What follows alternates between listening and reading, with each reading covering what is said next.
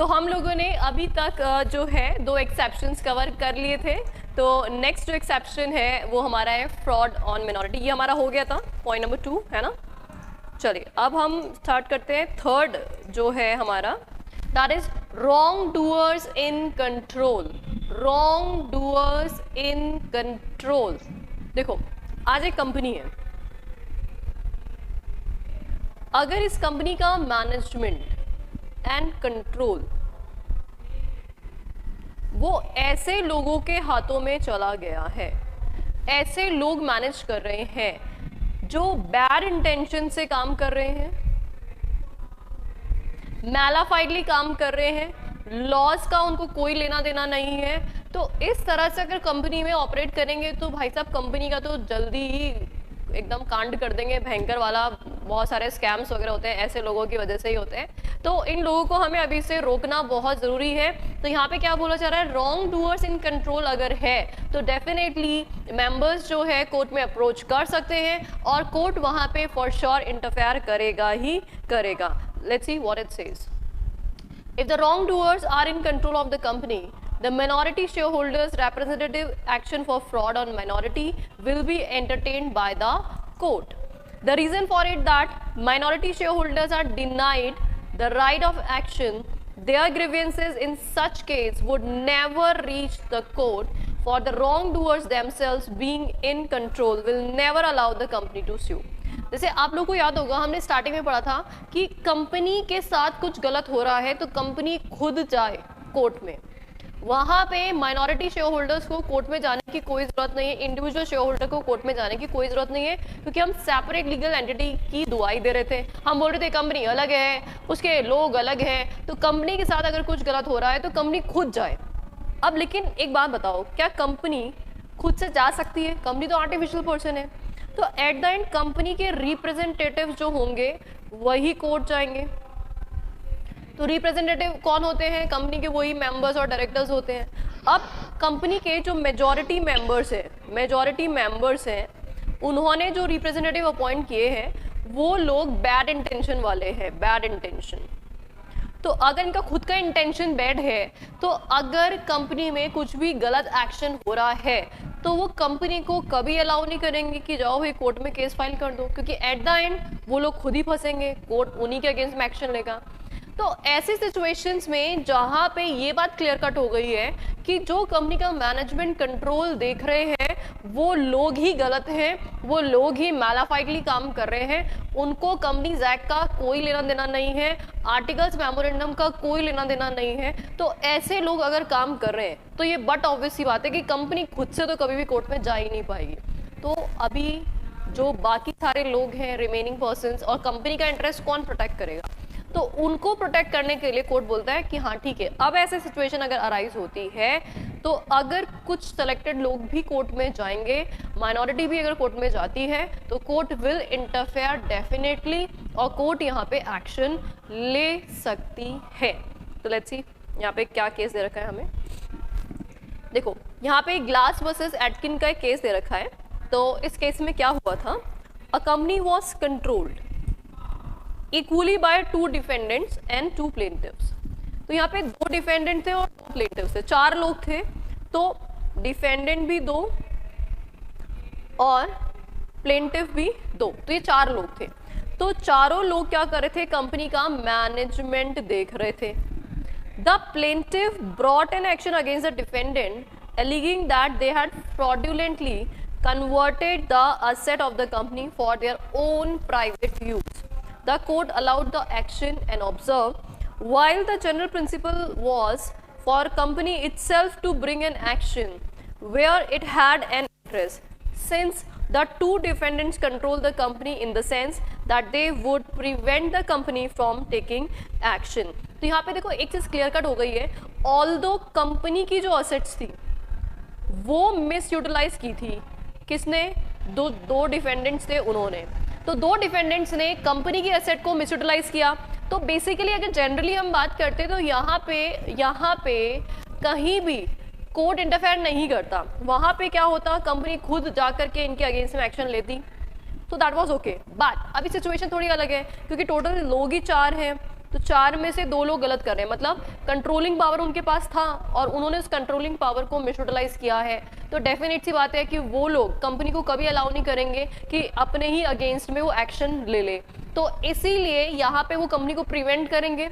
तो बाकी के जो 2 लोग हैं जो प्लेंटिव्स हैं, वो लोग बोल रहे हैं कि यार आप कंपनी की एसेट को इस तरह से मिसयूटिलाइज कैसे कर सकते हो, तो हम कोर्ट में जाएंगे। और कोर्ट में उन्होंने केस फाइल किया, और जब कोर्ट में केस फाइल हुआ तो कोर्ट ने बोला हाँ बिल्कुल सही बात है, हमें इंटरफेयर यहाँ पे करना पड़ेगा, क्योंकि कंट्रोल एंड मैनेजमेंट में जो लोग हैं वो लोग ही रॉन्ग डूअर्स हैं, तो उनको रोकना बहुत जरूरी होगा। तो इसीलिए यहाँ पे रॉन्ग डूअर्स अगर कंट्रोल में आ जाते हैं तो चाहे कंपनी के एसेट के साथ मिसयूटिलाइज हो रहा है, चाहे यहाँ पे पर्सनली अफेक्टेड नहीं हो रहे हो, बट स्टिल उसके बावजूद भी कोर्ट इंटरफेयर कर सकता है। इस पूरे पॉइंट को मैं वापस से समराइज कर देती हूँ, ध्यान से सुनना सब लोग। What is given in this point, अगर कंपनी के साथ कुछ गलत हुआ तो in general company itself will take the action, right, क्योंकि हमारा कॉर्पोरेट पर्सनालिटी वाला रूल ये बोलता है। बट अगर प्रॉब्लम ये हो कि मेजॉरिटी जो लोग हैं वो कंट्रोलिंग जो पावर है वो लोग ही गलत कर रहे हो, तो वो कंपनी को कभी भी कोर्ट में पहुंचना ही नहीं देंगे, और अगर कोर्ट में कंपनी पहुंचेगी नहीं तो उन गलत लोगों के अगेंस्ट में एक्शन कभी लिया ही नहीं जाएगा। तो इसीलिए कोर्ट ने बोला कि अगर कंट्रोलिंग वाले लोग ही गलत हैं तो जो शेयर होल्डर्स हैं वो केस फाइल कर सकते हैं, और ऐसे केस में court will interfere in the matters, और कोर्ट जो है इन लोगों को ऐसे गलत काम करने से रोक सकता है। तो केस क्या हुआ, ग्लास वर्सेस एटकिन। क्या ये केस आपको समझ में आ गया है? Is this clear to everyone? Yes ma'am. Yes ma'am. ठीक है, फाइन। तो अब हम नेक्स्ट केस पे बढ़ते हैं, that is what, resolution requiring special majority but is passed by simple majority। अच्छा अब सुनिए, मान लीजिए किसी रेस्पेक्टिव केस में हमें पास करना था SR, पास तो करना था हमें SR, लेकिन पास किया सिर्फ OR, ऑर्डिनरी रेजोल्यूशन। हमें पास करना था वो तो SR पास करना था, लेकिन पास हुआ क्या है, OR पास हुआ है। तो क्या ये वैलिडली पास्ड रेजोल्यूशन होगा? Of course not, this is absolutely invalid। तो ऐसे केसेस में जो आप रॉन्ग तरीके से चीज़ों का कंसेंट ले रहे हो, तो क्या बाकी लोग यहाँ पे कोर्ट में जाकर के एक्शन ले सकते हैं? तो ऑफ कोर्स ले सकते हैं, डेफिनेटली ले सकते हैं, क्योंकि आपने उनके इंटरेस्ट के अगेंस्ट में काम किया है। तो let's see what it says, a shareholder can sue if an act requires special majority but is passed by simple majority. Simple or rigid formalities are to be observed if the majority wants to give validity to an act which purports to impede the interest of minority. An individual shareholder has a right of action to restrain the company from acting on a special resolution to which the insufficient notice is served। तो यहाँ पे इन्होंने clear cut कर दिया है कि अगर किसी रेस्पेक्टिव काम को कंप्लीट करने के लिए कोई स्पेशल प्रोसेस दे रखी है एक्ट में, तो आपको वो प्रॉपरली फॉलो करनी पड़ेगी। अब देखो क्या होता है, कभी कभी मान लेते हैं कंपनी को कोई रेजोल्यूशन पास करना था SR से, लेट्स अज्यूम कि कंपनी को लोन जो है, लोन उसकी लिमिट बढ़ानी थी। अब कंपनी के जो डायरेक्टर्स हैं वो क्या कर रहे हैं, सिंपली कंपनी के लिए लोन लिए जा रहे हैं और कंपनी की सारी एसेट्स में मॉर्गेज क्रिएट किए जा रहे हैं, और वो जो लोन का पैसा आ रहा है उसको मिसयूटिलाइज कर रहे हैं। तो अब कंपनी के डायरेक्टर्स वापस से और लोन लेना चाह रहे हैं, तो अब उनको ये बात अच्छे से पता है कि लिमिट के बियॉन्ड लोन लेने के लिए उनको SR पास करना पड़ेगा।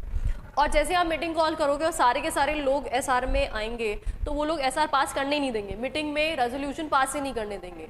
तो डायरेक्टर्स ने क्या किया, उन्होंने सोचा एक प्लानिंग करते हैं, मीटिंग कॉल करते हैं, और उस मीटिंग का जो नोटिस है, नोटिस वो सबको भेजते ही नहीं है।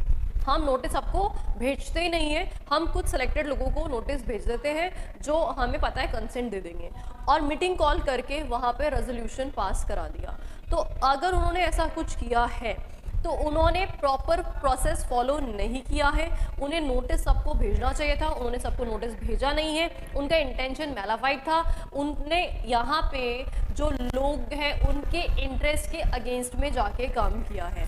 अगर सब लोग आते तो उनके विशेष के हिसाब से रेजोल्यूशन पास नहीं हो पाता, तो जानबूझ करके उन लोगों को कंपनी ने मीटिंग में बुलाया ही नहीं। तो इस तरह का अगर कोई एक्ट किया जा रहा है तो वो कोर्ट इन एक्ट में इंटरफेयर कर सकता है और डेफिनेटली इन सारे एक्ट को कोर्ट रोक सकता है। तो इट क्लियरली सेज कि अगर कहीं पे स्पेशल कंसेंट चाहिए थी, स्पेशल प्रोसेस चाहिए थी, वो स्पेशल कंसेंट या प्रोसेस आप फॉलो नहीं करते हैं तो court can interfere in such kind of matters. बोलिए, ये पॉइंट समझ में आया सबको? एक्सेप्शन वाला resolution requiring special majority. Yes ma'am. Okay, तो हमारे 4 एक्सेप्शंस हो गए, 4। पहला एक्सेप्शन नंबर 1 इज, सुनाई नहीं दे रहा है? Ultra vires act. बिल्कुल सुनाई नहीं दे रहा है मुझे। अल्ट्रा वायरस, सब लोग अटेंटिव रहो क्लास में। Number 2 is fraud on minority. Number 3 wrongdoers in control. Yes. Number 4 resolution requiring special majority special majority, लेकिन पास हो गया सिर्फ सिंपल मेजॉरिटी से ही। चलिए, अब है next personal action. Personal action की बात आपको याद होगा, पहले ही हमने पढ़ ली थी स्टार्टिंग में। तो उसमें ये बोला था कि अगर उनके पर्सनली इंटरेस्ट अफेक्टेड नहीं हो रहे हैं तो मेंबर्स को टांग अड़ाने की जरूरत ही नहीं, कोर्ट में क्यों जा रहे हो।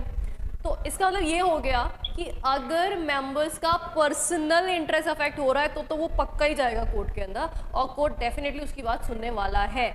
यहाँ पे कंपनी के इंटरेस्ट पे अफेक्ट नहीं हो रहा, यहाँ पे मेंबर के खुद के इंटरेस्ट पे अफेक्ट हो रहा है। तो डेफिनेटली अब यार आप परेशान होंगे खुद, तो आप तो कोर्ट में जाओगे ना कि यार मेरे साथ ये अन्याय हो गया, ये गलत हो गया है ना, कंपनी पता नहीं मनमानी किए जा रही है, ऐसे कैसे कर सकती है कंपनी। तो अगर आपके पर्सनल राइट अफेक्टेड है तो डेफिनेटली आप एक्शन ले सकते हैं। Individual membership right cannot be invaded by majority of shareholders. He is entitled to all the rights and privileges appertaining to his status as a member. तो भाई simple सी बात है, मैंने शेयर एक्वायर किए हैं, मैंने कंपनी को पैसा दिया है, तो I am member of the company, और जब मैं मेंबर हूँ तो एज अ मेंबर मेरे को सारे राइट एक्सरसाइज करने के राइट है।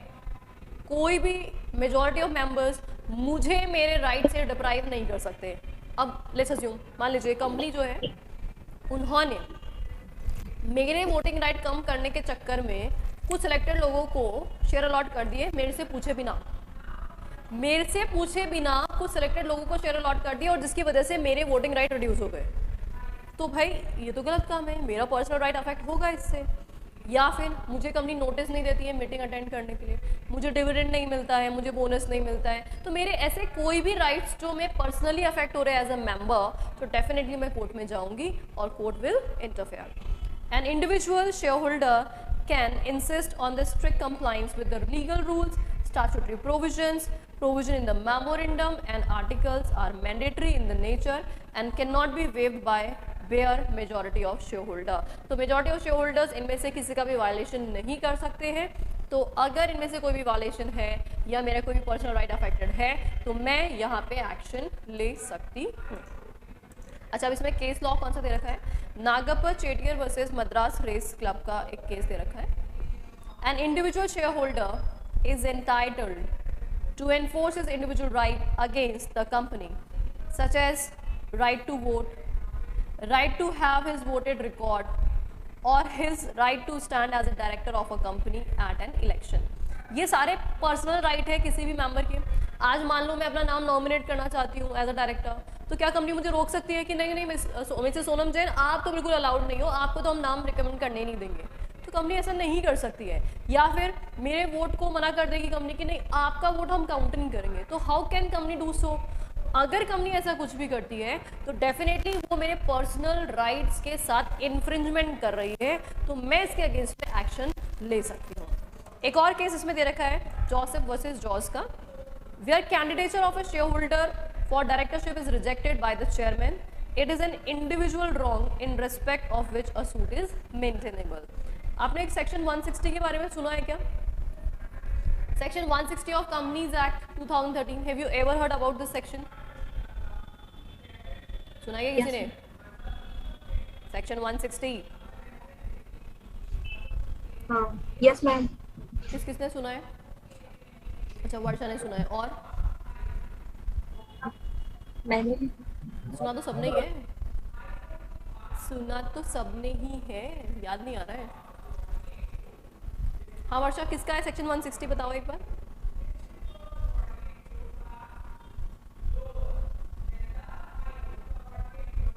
वर्षा, सेक्शन 160 किसका है?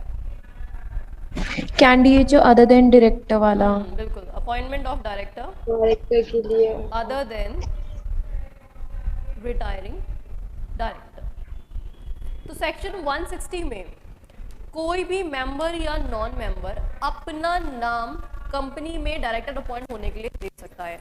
तो अगर वो नाम देता है तो नाम के साथ साथ क्या देता है? डिमांड ड्राफ्ट देता है 1 लाख रुपए का।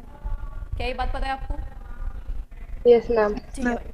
अब सेक्शन 160 मुझे एंटाइटल करता है कि मैं अपना नाम रिकमेंड कर सकूं कंपनी में। अगर मैं 1 लाख रुपए का डिमांड ड्राफ्ट लगा के दे रही हूँ तो कंपनी को इसमें क्या दिक्कत है? अगर मान लो लोग मुझे पसंद नहीं करते हैं तो मेरे लिए वोट करेंगे ही नहीं, मेरा अपॉइंटमेंट होगा ही नहीं। कंपनी कौन होती है, डायरेक्टर्स कौन होते हैं जो ये बोले कि भैया तुम्हारा नाम आगे फॉरवर्ड ही नहीं करेंगे? कंपनी ऐसा नहीं कर सकती है। अगर कंपनी ऐसा कर रही है तो मेरा पर्सनल राइट अफेक्ट हो रहा है, और अगर मेरा पर्सनल राइट अफेक्ट होगा तो मैं पर्सनल एक्शन ले सकती हूँ, मैं कोर्ट में जा सकती हूँ और कोर्ट डेफिनेटली इस मामले में इंटरफेयर करेगा। तो this is what Joseph versus Jose, जो वोटिंग करने के राइट्स या फिर हमारे एज अ डायरेक्टर इलेक्शन होने के राइट्स के जो इंटरफेरेंस है कंपनी के, उनके अगेंस्ट में एक्शन लेने के राइट देते हैं। और नागापा चेटियर में भी सेम यही बात थी। तो नागापा चेटियर में जो भी मेंबर के पर्सनल राइट्स होते हैं उनमें कंपनी इंटरफेयर करेगी तो कोर्ट भी कंपनी में इंटरफेयर करेगी। क्या ये दोनों केस समझ में आ गए सबको? Yes ma'am. एकदम क्लियर सबको? Yes ma'am. Yes ma'am. Very good. तो अभी हम लोगों ने कौन सा एक्सेप्शन पढ़ा? पर्सनल एक्शन के बारे में पढ़ा। किसके बारे में पढ़ा? पर्सनल एक्शन के बारे में पढ़ा।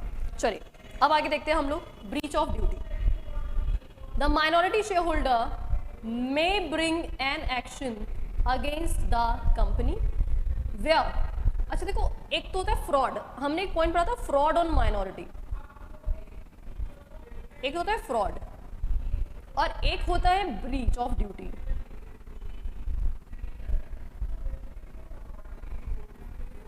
देखो, फ्रॉड का मतलब तो होता है मैं मैलाफाइडली किसी को धोखे देने के इंटेंशन से अनड्यू एडवांटेज अर्न करना चाहती हूं या किसी को अनड्यू लॉस देना चाहती हूं। This is called fraud. मैंने कुछ किया ऐसा, आई डिड समथिंग जिसकी वजह से सामने वाले को अनड्यू लॉस हुआ और मैंने अनड्यू प्रॉफिट अर्न किया, ऐसा मेरा इंटेंशन था। This is called fraud. अच्छा, ब्रीच ऑफ ड्यूटी क्या होता है? जो मुझे करना चाहिए था वो मैंने नहीं किया, जो मुझे करना चाहिए था वो मैंने नहीं किया। यार, आप अपनी ड्यूटीज को फॉलो नहीं करते हो तो वो भी तो गलत बात है ना। ये फ्रॉड तो नहीं है। Breach of duty is not fraud. जैसे फॉर एग्जाम्पल मेरी ड्यूटी है कि मैं आप लोगों को पढ़ाऊं, ठीक है, दिस इज माई ड्यूटी। अब मान लो मैं क्लास में आऊं और क्लास में आने के बाद 1 घंटा सिर्फ गप्पे मारती रहो आप लोगों से, और बताओ क्या मजे वजे, कौन सी मूवी देखी, कहाँ से शॉपिंग करो, इस तरह के गप्पे मार रही हूँ मैं, तो मैं फ्रॉड कर रही हूँ या ब्रीच ऑफ ड्यूटी कर रही हूँ? Breach of duty. Breach of duty है ना। मुझे क्लास में आके क्या करना चाहिए? पढ़ाना चाहिए था, लेकिन मैं पढ़ाने की जगह उल्टे सुल्टे काम कर रही हूँ। तो this is called breach of duty. जो काम मुझे करना चाहिए था वो काम मैंने नहीं किया। ओके, तो फ्रॉड अगर कर रहे हो तो कोर्ट इंटरफेयर करेगा ही करेगा, लेकिन अगर ब्रीच ऑफ ड्यूटी कर रहे हो तो भी कोर्ट इंटरफेयर करेगा। तो ऑल्दो यहाँ पे फ्रॉड नहीं है बट स्टिल आप ब्रीच ऑफ ड्यूटी कर रहे हैं तो court is going to interfere in the matters of the company. तो what it says, minority share holders may bring an action against the company where although there is no fraud नहीं है, there is a breach of duty by directors and majority shareholders to the detriment the company। जैसे आपको business करना है, business नहीं करोगे तो profit कैसे कमाओगे? आप हाथ पे हाथ रख के बैठे हो, बोले लोगों का पैसा आ गया ठीक है, अब हम इस पैसे को कहीं भी यूज़ नहीं कर रहे हैं, हम इस पर कुछ रिटर्न अर्न नहीं कर रहे हैं। तो अगर आप ऐसे बैठ जाओगे, आइडियली एमओए में जो ऑब्जेक्ट लिखे हैं वो काम ही नहीं कर रहे हो आप, तो this is called your breach of duty. अगर आप ऐसा करोगे तो ना तो क्रेडिटर्स का इंटरेस्ट पेमेंट हो पाएगा। अब भैया लॉकर में पड़े पड़े थोड़ी ना पैसा डबल ट्रिपल हो जाएगा, आप इंटरेस्ट कहाँ से पे करोगे? आप क्रेडिटर्स का लोन कैसे रीपे करोगे?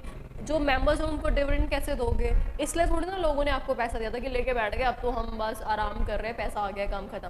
तो this is called breach of duty. इसमें डेनियल वर्सेस डेनियल का एक केस दे रखा है।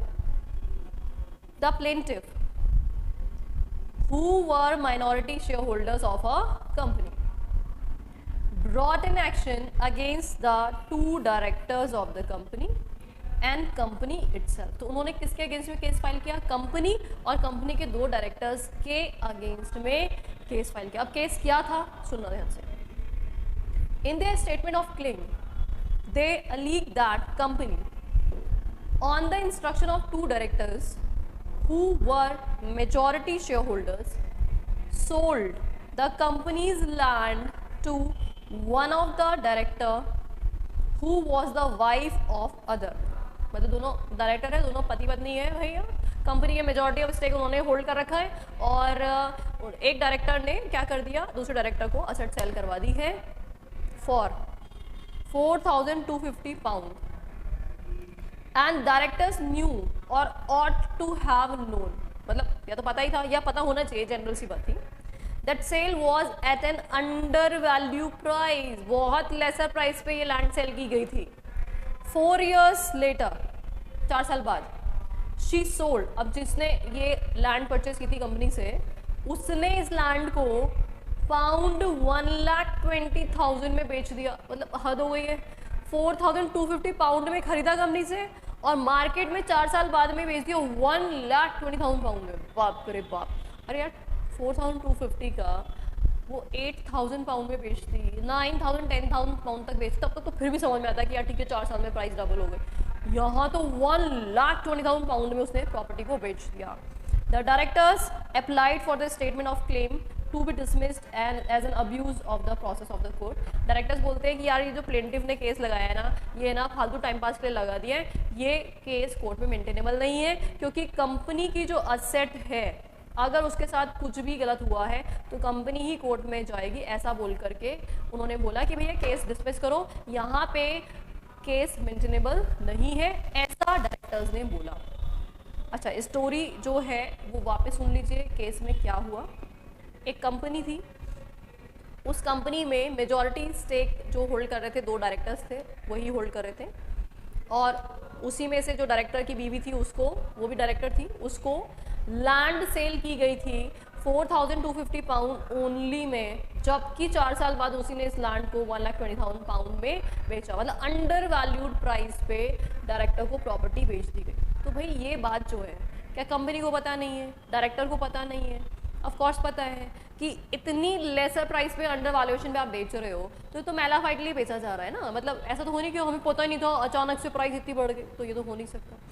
तो यहाँ पे डायरेक्टर्स बोल रहे हैं कि भैया कंपनी ये सेट है, मेंबर्स क्यों इंटरफेयर कर रहे हैं। तो कोर्ट ने क्या बोला, the exception to the rule in Foss versus Harbottle enabling a minority of shareholders to bring an action against a company for fraud where no other remedy was available should include cases where although there was no fraud नहीं था, although fraud नहीं था, लेकिन there was a breach of duty by directors, there was a breach of duty by directors and majority shareholders to the detriment of the company and the benefits to the directors. Accordingly, on the facts alleged, the minority shareholders had a cause of action। तो यहाँ पे court ने बोला कि यार तुम्हें देखना चाहिए था प्रॉपर्टी की वैल्यू को, सही से वैल्यू करा करके फिर बेचना चाहिए था, आपने इस बात को ध्यान क्यों नहीं दिया, ये आपकी ड्यूटी का पार्ट बनता है, आपने अपनी ड्यूटी अच्छे से नहीं निभाई है, this is called breach of duty. और ब्रीच ऑफ ड्यूटी है तो डेफिनेटली कोर्ट में इंटरफेयर, और इस केस में कोर्ट ने इंटरफेयर किया और डेफिनेटली कंपनी के डायरेक्टर्स और कंपनी के अगेंस्ट में एक्शन लिया गया था। तो this was the case in case of breach of duty, Daniel versus Daniel. तो कोर्ट जो है डेफिनेटली ऐसे मामलों में इंटरफेयर कर सकता है। क्या ये केस सबको समझ में आया है? मैम ये क्या समझ, इसमें एक तो एसेट को इतनी कम प्राइस पे बेचा है तो वो एक तरीके से फ्रॉड ही है। देखो फ्रॉड तो जब होता है जब हम मैनिपुलेटिव प्राइस बनाते हैं ना भाई, हम छुपाते हैं, हाइड करते हैं, है ना। हमने छुपाया नहीं कि हमने कितने पे बेचा और कितने पे नहीं बेचा, हमने जो बेचा वो हमने बता दिया, हमने इतने में बेच दिया असेट को। हमने अगर कंसीलमेंट किया होता, अगर मान लीजिए हम बोलते कुछ और दिखाते कुछ और, है ना, इस तरह का कुछ भी काम करते तो डेफिनेटली वो फ्रॉड होता। लेकिन यहाँ पे फ्रॉड इसलिए नहीं था क्योंकि जो प्राइस पे बेचा गया वो एक्चुअल में शो किया गया, उसी पे रजिस्ट्री कराई गई, मतलब मैनिपुलेटिव एक्शन नहीं था, हिडन नहीं था कोई भी चीज़। तो हम डिस्क्लोजर तो दे रहे हैं, तो लेकिन आपको साथ में ये भी तो देखना चाहिए था, अगर ठीक है आप डिस्क्लोजर दे रहे हो, आपने बता दिया कि हम इतनी प्राइस पे बेच रहे हैं, लेकिन आपको यहाँ पे टेक केयर करना चाहिए था इस बात का कि भाई इस असेट की प्राइस इतनी है क्या जितने में तुम बेच रहे हो। तो आपने इस बात को क्यों नहीं लुक आफ्टर किया, क्यों नहीं आपने उसका फेयर वैल्यूएशन करा करके फिर बेचा। आपकी कंपनी की एसेट है, थोड़ी ना आप किसी भी प्राइस पे बेच दोगे। तो यहाँ पे ब्रीच ऑफ ड्यूटी है तो डेफिनेटली आपके अगेंस्ट में एक्शन लिया जाएगा। फ्रॉड तो तब होता है जब आप क्या करते हैं, काउंसिल करते लोगों को, गलत लोगों के दिमाग में सेट करते कि ये प्रॉपर्टी बेकार हो गई है, इसकी वैल्यू बहुत ख़राब हो चुकी है, मतलब इस तरह की काउंसलिंग होती है।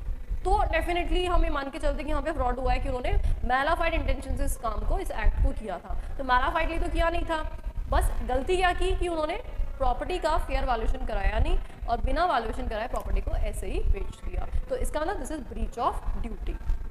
Is this clear Urmila? Ma'am एक और बात बताओ कि माइनॉरिटी शेयर होल्डर्स एक्शन नहीं ले सकते और डायरेक्टर तो दो ही हैं, तो फिर कंपनी के बिहाफ पे कौन एक्शन लेगा? कंपनी के ये तो मेंबर्स माइनॉरिटी वाले तो गए हैं ना लेने के लिए एक्शन। मना कर दिया ना डैनियल वाले केस में। मना कर दिया, डायरेक्टर्स बोल रहे थे कि केस डिसमिस करो। अच्छा वो डायरेक्टर्स बोल रहे थे, पूरी मतलब डायरेक्टर्स बोल रहे थे कि केस डिसमिस करो, माइनॉरिटी एक्शन नहीं ले सकता, तो डायरेक्टर्स का व्यू था। अरे डिफेंडेंट तो यही बोलेगा ना, ऑफ कोर्स सी बात है। लेकिन कोर्ट ने क्या बोला, ये बोला ना minority had a cause of action. देखो क्या लिखा हुआ है, minority share holders had a cause of action. तो डेफिनेटली यहाँ पे माइनॉरिटी शेयर होल्डर्स के पास प्रॉपर कॉज था, प्रॉपर रीजन था, तो वो कोर्ट में डेफिनेटली जा सकते हैं और कोर्ट उनका केस एक्सेप्ट कर सकते हैं। आया समझ में? हाँ मैम। हाँ ठीक है, एक बार वापस सुनो मेरी बात, ध्यान से सुनना। देखो फ्रॉड और अगर मैं बोलूँ ब्रीच ऑफ ड्यूटी, ये दोनों ना सराउंडिंग सर्कमस्टांसेस से पता चलते हैं। जैसे केस में तो फाइनल डिसीजन होता है तो हमें एकदम से समझ नहीं आता कि इसमें फ्रॉड हुआ था या फिर कोई ब्रीच ऑफ ड्यूटी था। ये बेसिकली उस टाइम पे जब पूरा इन्वेस्टिगेशन होता है केस का, दोनों पार्टीज अपने अपने फैक्ट्स प्रेजेंट करते हैं, तब उनको देख के समझ में आता है कि ये फ्रॉड का केस है कि ब्रीच ऑफ ड्यूटी का केस है ना। इतनी से फैक्ट्स जान करके हमें नहीं पता चल सकता कि यहाँ पे केस में हुआ क्या था। तो इसलिए इन केस के फैक्ट्स देख करके कंफ्यूज मत हो जाना कि यार यहाँ पे लग रहा है ऐसा कि यार ये तो फ्रॉड ही है। बेसिकली अगर यहाँ पे ये प्रूफ हो जाए कि जिन डायरेक्टर्स ने बाइंग सेलिंग की थी उन्होंने मैलाफाइडली बैड इंटेंशन से लोगों को झूठी इंफॉर्मेशन दी, असेट की वैल्यू रिड्यूस कराई, फिर उसके बाद कम वैल्यूएशन में बेचा, that is fraud of course, है ना। वेयर जैसे कई बार ना कुछ लोग क्या करते हैं कि इसका है ना आगे एक चैप्टर भी आएगा हमारा फ्रॉड का, प्रॉपर चैप्टर है ना, उसमें कई सारे केस स्टडीज हैं, बड़ी इंटरेस्टिंग केस स्टडीज है। एक एग्जाम्पल समझना, जस्ट मान लो आज मैं प्रॉपर्टी की ब्रोकर हूँ, आई एम ब्रोकर, और मैं है ना कोई फ्लैट है या कोई बिल्डिंग है या कोई मकान है, बहुत बड़ा सा बंगलो है जो मैं खरीदना चाहती हूँ, और इस बंगलो का जो ओनर है ना, वो इस बंगलो का काफ़ी हाई प्राइस कोट करता है, मान लीजिए 50 करोड़ कोट करता है। अब मैं बोलती हूँ यार 50 करोड़ तो मेरे पास है नहीं, ओनर ने मुझे बोला कि भाई कोई भी बायर मिले तो ढूंढ के लाना, तो ओनर ने मेरे पे ट्रस्ट किया और मुझे बंगलो की चाबियां दे दी। तो मैंने क्या किया, व्हाट आई डिड, उस बंगलो के बारे में गलत इन्फॉर्मेशन फैलाना स्टार्ट किया। जैसे ये हॉन्टेड है बंगलो, यहाँ पे रात को एकदम हवाएं चलती हैं, शाएं लाइटें जल जाती है ना, लाइटें स्पार्कल करती है, अजीब सी आवाज़ें आती है, इस तरह के मैंने अजीब जो है इस बंगलो के बारे में फैक्ट्स लोगों को फैलाना स्टार्ट कर दिया। अब बंगलो की चाबी मेरे पास थी, कोई देखने भी आता था तो वहाँ पे ऐसे हॉन्टेड जैसी सिचुएशन बना रखी थी वहाँ पे, रात में अजीब से सफ़ेद कपड़े पहन के किसी को चला दिया, मतलब कुछ भी, तो लोग डर के मारे उस बंगलों को खरीदते ही नहीं थे। तो ग्रेजुअली बंगलों की प्राइस रिड्यूस हो गई और उसकी प्राइस रिड्यूस हो गई, सिर्फ 10 करोड़ रह गई। अब मैंने सोचा कि अब 10 करोड़ का जो प्राइस आ गया है तो मेरे लिए अप्रोचेबल है, मैं तो 10 करोड़ में खरीदना चाहती थी। 50 करोड़ की असेट मैंने 10 करोड़ करवा दी और मैंने अब धोखे से इस प्रॉपर्टी को खरीद लिया। This is fraud. मैंने मैलाफाइड ली, इस प्रॉपर्टी के वैल्यू को कम कराया, लोगों के माइंडसेट करे और फिर अपने फायदे के लिए लोगों को अनड्यू लॉस दे दिया। इसको बोलते हैं फ्रॉड। बात समझ में आई? What is fraud? वेयरएज अगर मैं ब्रोकर हूँ, मैंने डायरेक्टली ओनर को बोला कि मैं तो 10 करोड़ ही दे सकती हूँ, तुम देख लो, तुम्हें बेचना है तो बेचो। अब वहाँ पे ओनर जो है वो 10 करोड़ में बेच देता है, मैंने कोई माइंडसेट नहीं किया किसी का भी, ऑल्दो वैल्यू 50 करोड़ की थी लेकिन फिर भी उसने 10 करोड़ में बेच दिया, मजबूरी थी या जो भी रीज़न था, तो ये फ्रॉड नहीं है। तो it totally depends on the circumstantial surroundings की वहाँ पे उस टाइम पे क्या हुआ होगा, उसी से पता लगा सकते हैं कि ब्रीच ऑफ ड्यूटी थी कि फ्रॉड था। Is this clear? Excuse me ma'am, yes बेटा।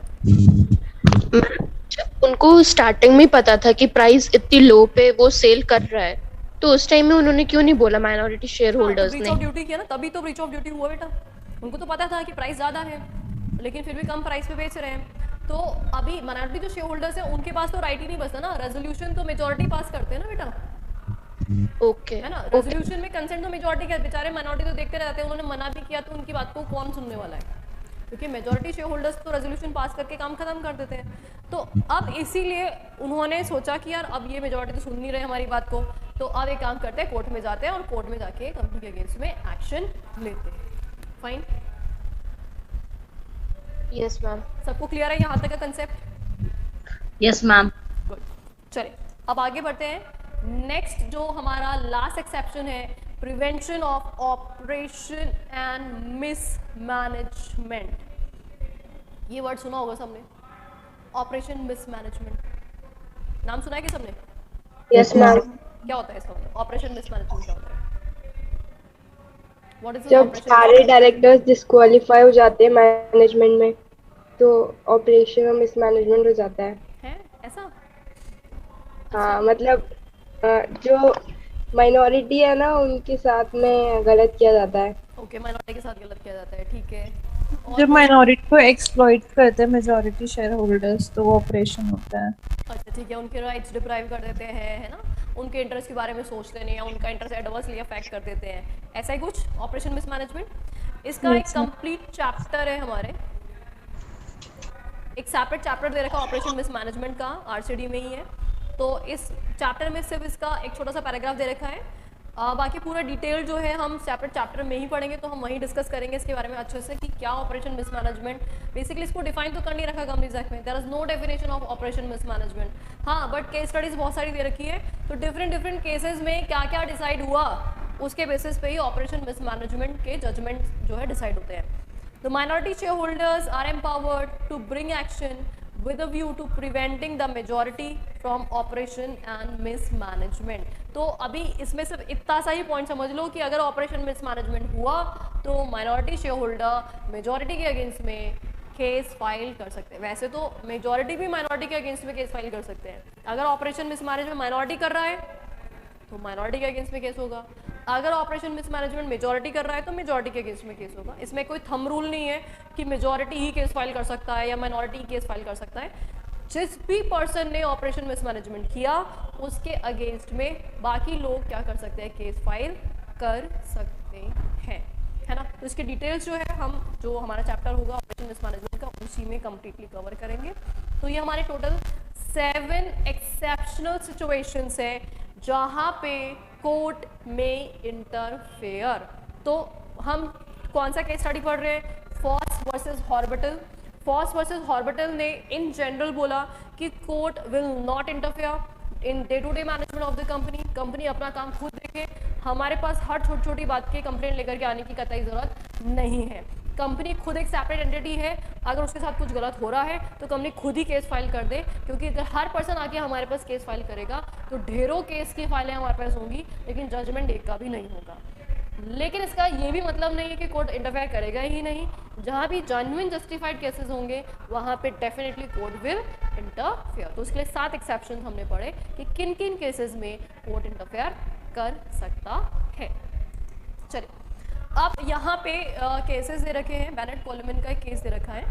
The division bench of Bombay high court held section 397 to 398 of Companies Act 1956 are intended to avoid winding up of the company if possible and keep it going while at the same time relieving the minority shareholders from acts of operation and mismanagement or preventing its affairs from being conducted in a manner prejudicial to the public interest। तो basically यहाँ पे court का judgement क्या था कि देखो वैसे तो हम ये चाहते हैं कि कंपनी वाइंड अप ना हो, कंपनी हमेशा ऑनगोइंग चलते रहने चाहिए और चलते रहने चाहिए, क्योंकि कंपनी वाइंड अप होगी तो कंपनी के रिसोर्सेज वेस्ट होंगे, तो वो हम कभी नहीं चाहते। लेकिन इसका ये भी मतलब नहीं है कि हम किसी भी कॉस्ट पे कंपनी को चलाएं। अगर कंपनी को रन करने की वजह से माइनॉरिटी का इंटरेस्ट एडवर्सली इफेक्ट हो रहा है तो ऐसी कंपनी चलाने से कोई मतलब नहीं है, तो हम कंपनी को वाइंड अप कर सकते हैं। तो माइनॉरिटी के इंटरेस्ट की कॉस्ट पे कोई काम नहीं किया जा सकता। कंपनी जो है वो ऐसी हो जिसमें सबके इंटरेस्ट का ध्यान रखा जाए, तब तो उस कंपनी का कोई मतलब है, अदरवाइज उस कंपनी का कोई मतलब नहीं है। Thus, the court has wide powers to supplant the entire corporate management by resorting to non-corporate management, which may take the form of appointing an administrator or a special officer or a committee of advisors etc. who will be in charge of the affairs of the company। तो इस case में अगर कोई भी ऐसा गलत काम हो रहा है तो वहाँ पे कोर्ट कोई भी इंचार्ज वगैरह कंपनी में अपॉइंट कर सकता है जो लुक आफ्टर करेगा कि कंपनी के माइनॉरिटीज वगैरह के साथ कहीं भी कोई गलत काम नहीं हो रहा है। The exception to the rule in Foss versus Horbital are not limited to those covered above. Further exception may be admitted where the rules of justice require that an exception to the rule should be made. तो in future court जब चाहे तब further exceptions और add on कर सकता है अगर situations और circumstances के हिसाब से लगता है कि कोर्ट को इंटरफेयर करना चाहिए। पर हमारे सिलेबस के हिसाब से 7 ही है, तो हमें 7 ही देखने। फ्यूचर में कोई केस स्टडी आएगा तो आएगा, अभी फिलहाल ये 7 ही एक्सेप्शनल केसेस हैं जो यहाँ पे गिवन है। That's it। इस चैप्टर में बस इतना ही दे रखा है और ये चैप्टर हमारा यहीं पे ख़त्म होता है। ये चैप्टर शेयर होल्डर्स डेमोक्रेसी के बारे में था कि शेयर होल्डर्स के पावर्स क्या हैं, तो पावर मिलकर के कई शेयर होल्डर उड़ने ना लगे, मेजॉरिटी अपने पावर्स को मिसयूटिलाइज करने ना लगे, माइनॉरिटी के साथ कुछ गलत ना कर दें। इसलिए फॉस वर्सेस हॉर्बिटल का जो केस है वो बहुत ही इंपॉर्टेंट केस और साथ में उसके एक्सेप्शंस भी अगेन बहुत इंपॉर्टेंट है। तो जब भी कोर्ट इंटरफेयर करता है तो वो इन सारे फैक्टर्स को ध्यान में रखता है और फिर ही इंटरफेयर करता है। ठीक है, दैट्स इट। तो ये चैप्टर हमारा यहीं पे फिनिश होता है। स्वाहा।